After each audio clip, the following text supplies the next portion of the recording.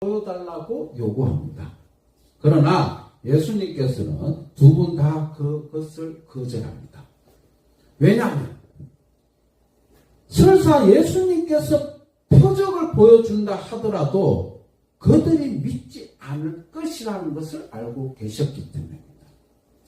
예수님께서는 믿음 없는 사람에게 믿음을 생길 수 있도록 멋진 구경거리를 보여주기 위해서 오신 것이 아니라는 거예요. 그런데 그 표적을 누구한테 보여줬나? 제자들한테 보여줬다는 거예요. 제자들에게는 표적을 보여줬다. 그들의 믿음이 다음 단계로 한 걸음 더 성숙해질 수 있기 위해서 표적을 보여주셨고, 그분은 베드로에게 오라고 명령하신 겁니다. 베드로와 물은 메시아이자 왕이신 예수님께 순종하고 베드로는 예수님을 향해 물 위로 걸어가고 있었던 것입니다. 그런데 14장 31절까지 말씀을 보면 풍랑이고 파도가 치는 바다가 믿음으로 가득한 마음의 눈을 가리게 됩니다. 즉 믿음보다 주님보다 더 커 보이는 것에 두려움에 갖게 됨으로 해서 물에 빠지게 되죠. 그리고 베드로는 그 공포의 순간에 가능한 가장 기본적인 믿음으로 말을 토해냅니다. 주여 나를 구원하소서. 우리의 인생 마찬가지로 베드로의 모습을 좀 많이 보죠. 자기 힘으로 될 때까지 한번 해봅니다. 무슨 일이 생기면 자기 힘으로 자기 능력으로 계속 합니다. 그리고 너무 힘들고 너무 힘들어도 끝까지 그걸 붙들고 지는 것이 인간의 본성입니다. 그런데 마지막 순간에 그걸 포기하게끔 만드는 것이 예수님이고 하나님입니다. 그때서야 하나님 붙들게 돼요. 우리의 인생이 똑같은 거예요. 베드로하고 똑같다는 거예요. 자기 힘으로 끝까지 지고 있는 것이 인간의 모습이에요. 그때 마지막 때 됐어야 주여 나를 구원하소서라고 우리는 고백합니다. 그것은 그가 자기를 의지할 수 있는 마지막 순간에 도달하기까지 그때서야 포기하고 하나님께 의존하는 거예요. 자기 자신은 더 이상 아무 도움이 되지 않는 것을 알게 된 불신자에게서 나왔던, 아니면 오랫동안 자기 힘으로 몸부림치다가 좌절과 실패만 겪는 성도에게 나왔던 나를 구원하소서. 그 짧은 부르짖음은 하나님께서 들으시기에 음악과도 같고 사랑하는 자의 구호와 같은 말씀이에요. 말이라는 것이죠. 그래서 예수님께서 그를 건드시고 했던 것입니다. 메시아이신 예수님께서는 베드로의 부르짖음에 즉시 손을 내밀어 그를 잡아주시는 것으로 응답하셨습니다. 그리고 부드럽게 말씀하십니다. 믿음이 적은 자여 왜 의심하느냐. 여기서 문제가 되는 것은 베드로의 믿음의 분량이 아니라 베드로의 잘못이라는 거예요. 베드로의 의심에서 나온 것이 잘못됐다는 거예요. 적은 믿음이 그 분량이 적다 해서 문제가 되는 것이 아니라는 겁니다.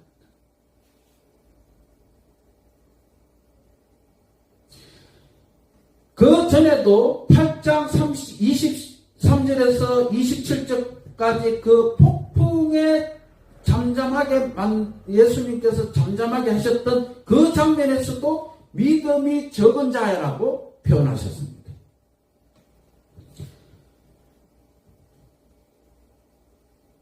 이 적은 믿음이라도 적은 믿음이라도 그 믿음의 대상이 정확하다면 물 위로 그대로 걸을 수 있다는 것을 말씀하고 있는 겁니다. 어느 목회자분이 그런 말씀을 하셨습니다.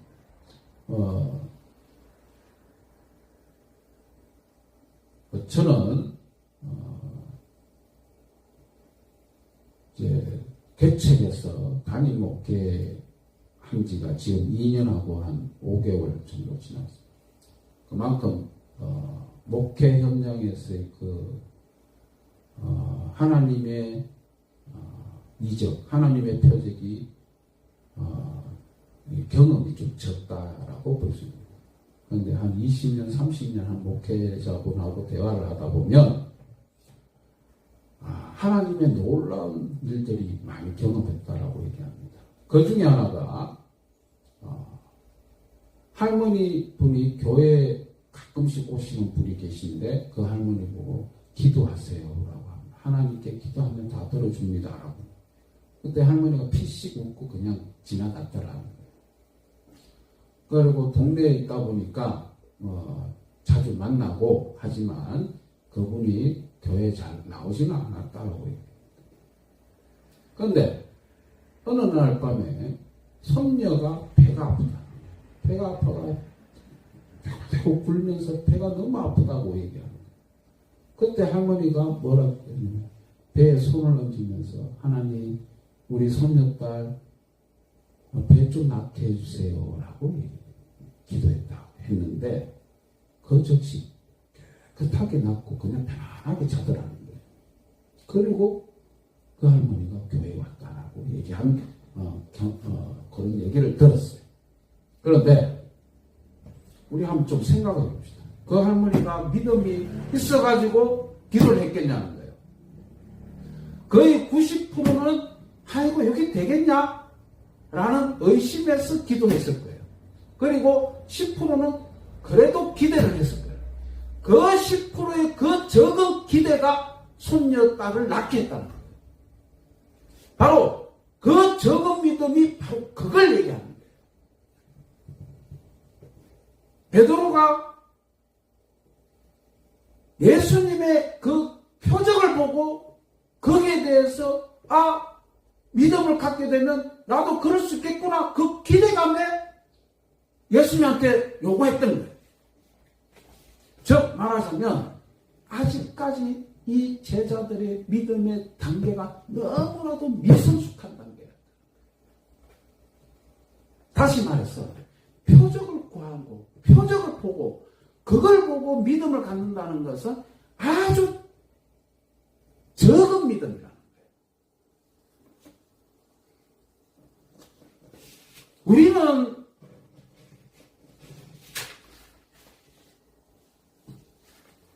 그런데 한 가지 또 분명한 것이 뭐냐면 믿는 자에게는 표적을 보여준다는 거예요. 바리새인이나 서기관들한테 표적을 요구해달라고 그렇게 얘기했는데도 예수님은 그걸 요구를 들어주시지 않았고 왜? 믿지 않을 것 뻔하기 때문에. 그러나 믿는 사람에게는 그리고 예수님께서 선택한 자에게는 표적을 어김없이 보여주신다. 그렇다면 교회는 어떠냐? 믿는 자들이 왔다면 표적이 당연히 나타나게 된다. 저는 그 많은 표적 바라지도 않아요. 여기 나오는 중학생들, 어린아이들 예수님 만나는 그 표적만을 바라고 있는 거예요. 내가 아무리 설명해도 예수님을 믿고 의지하게 된다면 예수님은 사람이자 하나님이시고 우리의 죄 때문에 이 땅에 오셔서 죽으셨고 사흘 만에 다시 부활하셨다는 것을 믿고 신한다면 너희들이 구원받고 천국에 보장받는다. 이까지 우리는 설명할 수 있어요. 그 나머지는 예수님이 알아서 하셔야 돼. 성령님이 알아서 해야 돼. 왜? 그 사람이 예수님을 만나는 건 예수님이 하시는 거기 때문에. 이게 표적인 거지.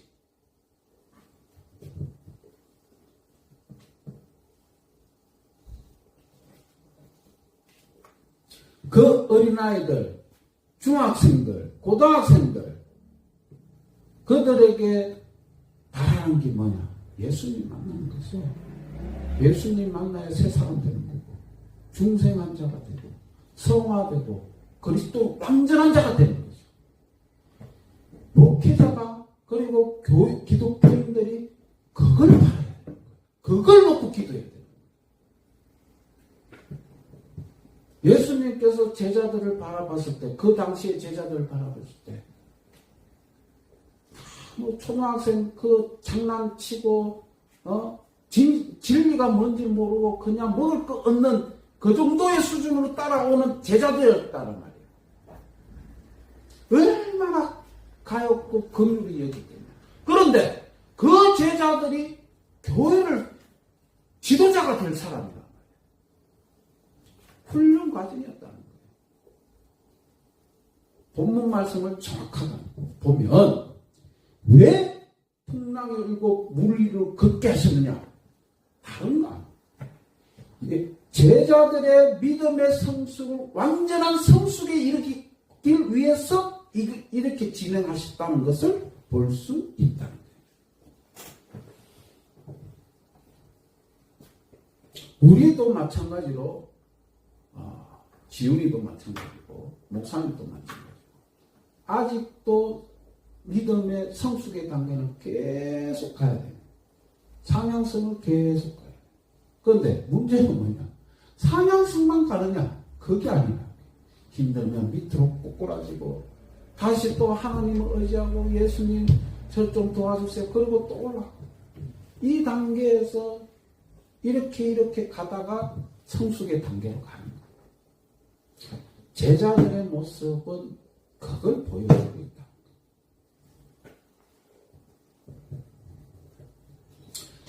이 표적은 예수님이 그냥 학생이 선생님이 대단하다 이런 수준의 표적이 아니라 진실로 하나님의 아들이 이 고백이 나오는 표적이었다. 예수님이 진정한 메시아 왕입니다라고 고백이 나왔던 말씀이에요. 33절. 배에 있는 사람들이 예수님께 절하며 이르시되 진실로 하나님의 아들이소이다라고 말씀하고 있는 것입니다.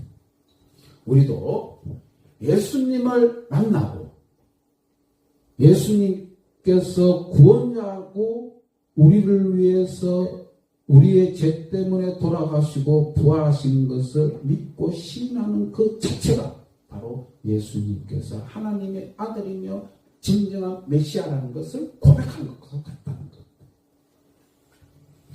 마지막 14장 34절 36절 이 말씀은 이제 게네사렛 땅에 딱 이르러서 이제 그 가니까 이제 예수님이 어떤 분인가 다 알게 된 거야. 다 알고 하니까 모든 병자들이 다 몰려드는 거야. 그때 예수님 뭐라고 했냐면 옷자락만 탁 되면 다 낫는다. 자, 여기서 중요한 부분이 있습니다. 종교 지도자, 바리새인과 서기관, 그리고 랍비들, 병자들은 절대로 접근도 안 했고 만지기만 하면 거부감을 느끼며 왜? 부정한 것을 만지면 안 된다는 율법서에 그걸 행했기 때문에. 그러니까 이 병자들 백성들이 종교 지도자한테 가까이 가는 자체가 부정한 것이라 해서 꺼렸던 종교 지도자예요. 그런데 예수님은 혈우병 앓는 여자가 옷자락만 대도 가까이 오기를 하고 만져보기도 하고